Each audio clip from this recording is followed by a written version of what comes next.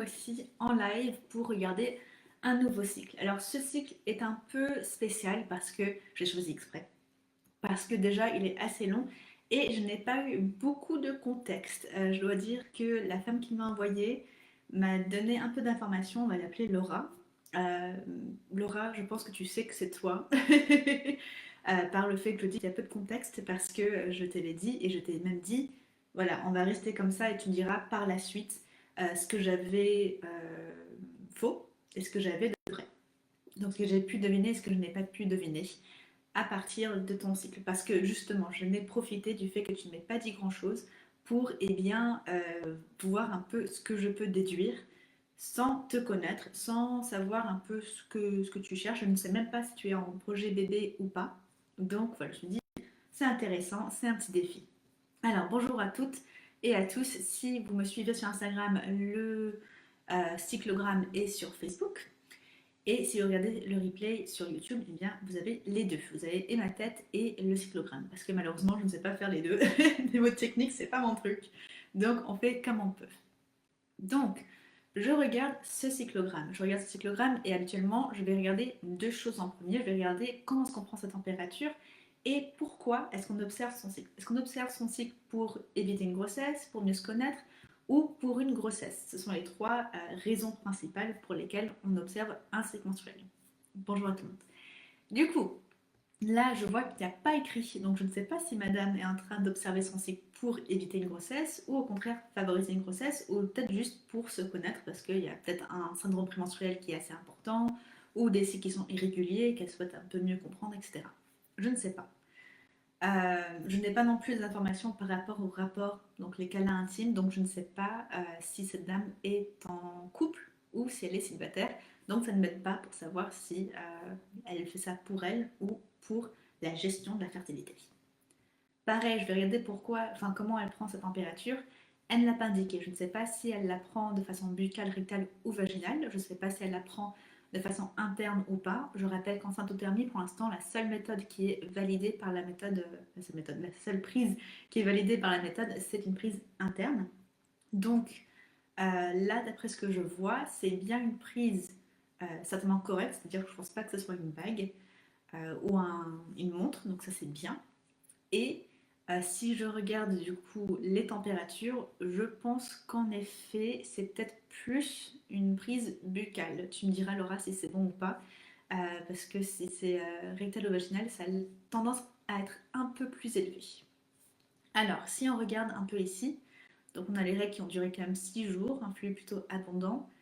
Là, du coup, on a une température qui bouge beaucoup, elle fluctue pas mal, ce qui est assez classique. Pendant les règles, la température a tendance à être un peu chaotique, donc je ne vais pas trop m'attarder sur le sujet. On a ensuite donc l'observation de glaire visuelle et observation de glaire en termes de sensation.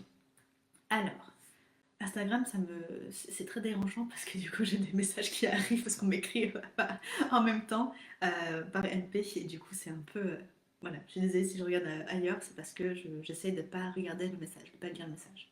Donc, on a les observations de glaire, visuelle et de ressenti. Alors, madame a commencé à s'observer, alors j'ai réécrit moi-même, hein, c'est moi qui ai noté tout ça ici, mais par rapport à ce qu'elle m'avait envoyé dans son cyclogramme. Donc elle a commencé à s'observer à partir de J8. À partir de J8. Et je ne sais pas si c'est son premier cycle, 50e cycle, j'en ai aucune idée.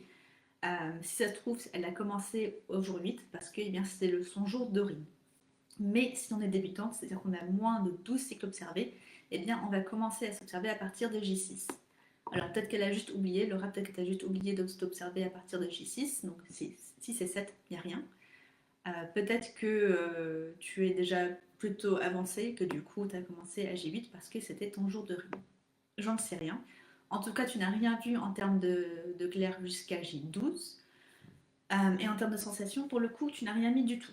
Tout au long, il n'y a rien. Donc je t'encouragerai à y faire attention parce que la sensation est tout aussi valable que le visuel. Il y a des femmes pour qui la glaire sera très très compliquée à voir. Et du coup, c'est vraiment la sensation qui va leur permettre de savoir où elles en sont dans le cycle. Alors, je dis ça, après je vois qu'il n'y a rien à J13. Quand il n'y a rien, pour moi, ça veut dire que j'y ai pas pensé, j'ai oublié, j'avais d'autres choses à faire. Et voilà, je ne pouvais rien noter parce que j'étais pas sûre. Ce qui est ok, hein, on a toutes des vies chargées.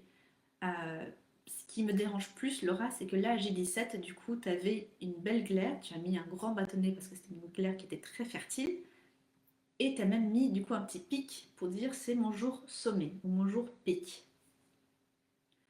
Pourquoi est-ce que j'ai un problème avec ça? Parce qu'à J18, tu n'as rien noté. À J19 non plus. Or, qu'est-ce qui se passe? C'est que du coup, quand je vois ça, j'imagine que tu t'es dit. Alors peut-être que pour toi, du coup, Rinamad, c'est je n'ai rien vu. Mais tu as quand même mis des tirets, tu vois, avant. De J8 à J11. Donc je pense que quand même tu observes et que quand tu n'as rien mis, potentiellement, c'est parce que tu n'as pas fait attention. Euh, mais du coup, en fait, tu as mis un jour pic en disant ouais, c'est bon, c'était le jour avec la glaire la plus fertile. Mais on ne sait pas parce qu'après, tu n'as rien noté. Donc à J22, on a de nouveau un tiré, donc on sait que tu n'as rien vu ce jour-là. Mais J24, par exemple, on a un retour de glaire un peu fertile, c'est-à-dire qu'elle est un peu étirable, donc tu la trouves moins fertile qu'à J17, mais elle est toujours là, elle est toujours fertile. Donc attention, et je dis ça parce que tu as mis après à J26, 26, 28 et 29 des glaires plus... Voilà, t'as mis le petit nuage, donc c'est-à-dire que c'est une glaire qui est plutôt infertile, une glaire plus pâteuse. Donc là, il y a un changement de texture. Donc attention, ce que je vois J17, le pic, attention, attention. Pour moi, c'est pas le jour sommet. Notamment, non seulement ça, mais en plus, la température n'augmente pas. Tu vois, elle est restée vraiment très stable jusqu'à J21 où elle monte légèrement. Et puis, elle est rebaissée, elle est redescendue à J24, remontée à J25. Je ne sais pas à quelle heure tu as pris la température. Est-ce que ça s'était lié aussi à un réveil plus tardif, plus tôt? Enfin, j'en sais rien.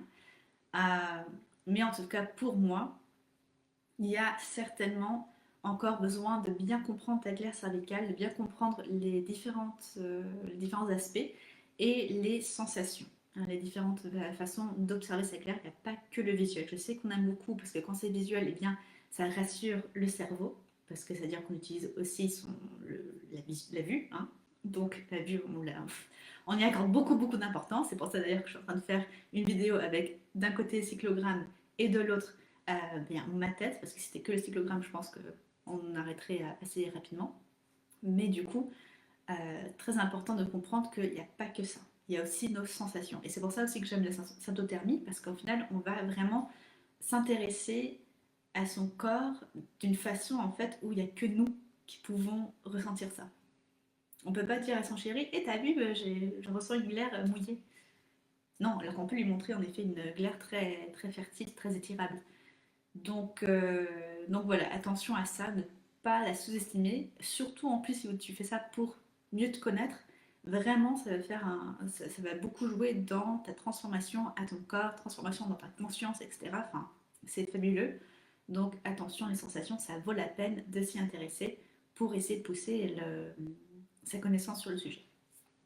Donc non seulement ça, mais en plus du coup, pour moi, le jour sommet serait plutôt à J30. J30.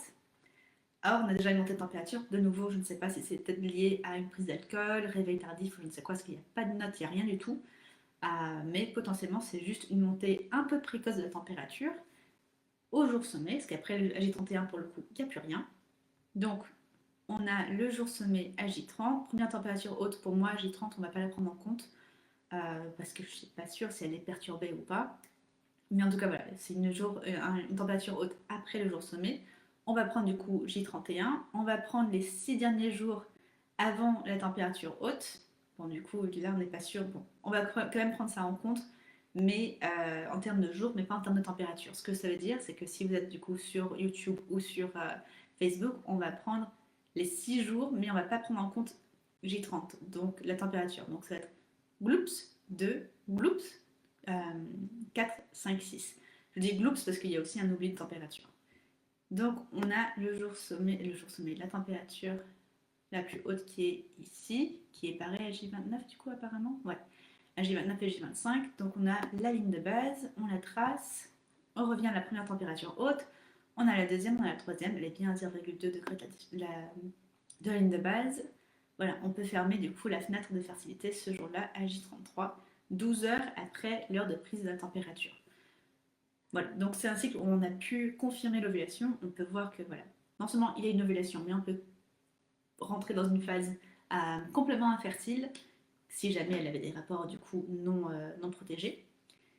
Et je vais quand même vérifier la durée de cette phase lutéale en sachant que bah là pour le coup on va dire, voilà, par précaution on prend J30 pour la phase lutéale, 1, 2, 3, 4, 5, 6, 7, 8, 9, 10.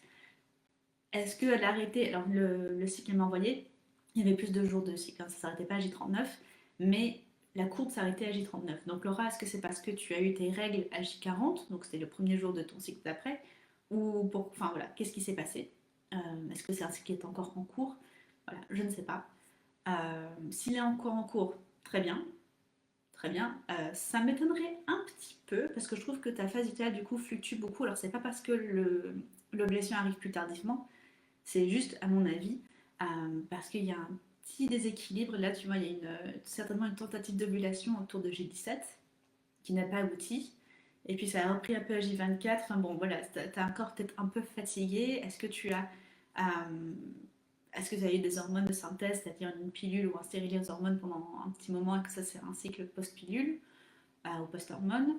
Est-ce que tu es potentiellement postpartum? Ça serait aussi logique, il y aurait aussi oui, ce serait cohérent si c'était un cycle postpartum. Est-ce que tu es juste fatigué? Ça serait compréhensible aussi avec les règles en fait, hein, qui durent quand même 6 jours. Alors il faudrait qu'on parlera de l'abondance des règles. Est-ce que c'était un flux très abondant ou pas? Est-ce que tu t'es senti fatigué? Est-ce que tu as un terrain anémique ou pas? En tout cas, il y a pas mal de choses là qui mettent en effet un peu la puce à l'oreille par rapport à l'état physique, ton état physique, potentiellement aussi mental, hein, mais vraiment plus ce côté je suis fatiguée. Donc je ne serais pas étonnée si ta phase lutéale en effet durait 9-10 jours avec du coup ces fluctuations et que du coup la progestérone a un peu de mal, euh, certainement parce que l'ovulation aussi a un peu de mal.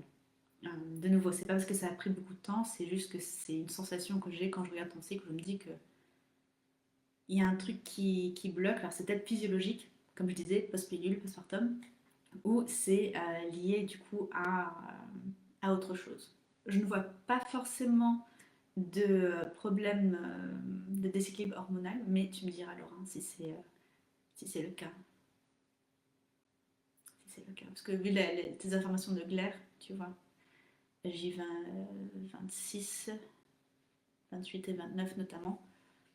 Voilà. Peut-être qu'il y a encore des petites incompréhensions par rapport au visuel, mais voilà. En tout cas, c'est un bon cycle, on a pu le confirmer l'ovulation. L'idée maintenant, c'est de comprendre un peu voilà, comment tu peux prendre soin de toi. Du coup, j'en profite pour vous dire que si vous voulez prendre soin de vous, si vous voyez que vous avez un cycle un peu pareil, où l'ovulation a un peu de mal et que vous souhaitez prendre du temps pour vous, un peu de repos, etc., mais que vous ne savez pas trop comment faire, eh bien, il y a le cahier de vacances, que j'appelle plutôt le cahier de mieux-être, parce que c'est pas juste pour les vacances, c'est juste quand on en a besoin, qui sera lancé du coup ce vendredi 15 mai, donc vous pouvez vous inscrire jusqu'au 14 mai. Donc ça veut dire que toutes les 2 semaines à partir du 15 mai, je vous envoie une vidéo d'une experte pour parler de votre environnement, votre quotidien, en fait, ce que vous pouvez changer dans votre quotidien pour mieux gérer les émotions, pour mieux gérer votre fatigue, pour mieux gérer votre cycle, pour mieux gérer voilà, toutes ces petites choses où vous vous dites, voilà, ça c'est pas le sujet du moment, mais en fait si. Et moi je le vois dans vos cycles, je le vois qu'il y a besoin de faire des petits changements, que ce soit en termes de nutrition, euh, de rangement, d'organisation, enfin il y a des petites choses où en fait je me dis c'est vraiment des détails, donc chaque 2 semaines c'est vraiment des conseils concrets qu'on va vous envoyer du coup, donc les expertes et moi, pour pouvoir en fait mettre en place petit à petit des habitudes qui vont faire du bien en sachant qu'en plus vous allez pouvoir envoyer une question à chaque expert, c'est-à-dire que si on vous envoie une vidéo sur un sujet et que vous dites d'accord, mais pour moi ça marche comment parce que j'ai X ou Y, ou j'ai remarqué Z ou B, eh bien vous pouvez envoyer une question à l'experte pour qu'elle puisse vous répondre personnellement. Voilà, voilà. Je vous mets ça du coup sur YouTube au plus vite. Et en attendant, je vous souhaite une bonne semaine. On se retrouve la semaine prochaine pour un nouveau cycle. Si vous souhaitez aussi que j'analyse votre cyclogramme, eh bien envoyez-le moi sur Instagram ou demandez-moi mon mail pour l'envoyer par mail pour que ce soit un peu plus sécurisé. Et bah, je le ferai avec plaisir. Voilà. À bientôt. Bye.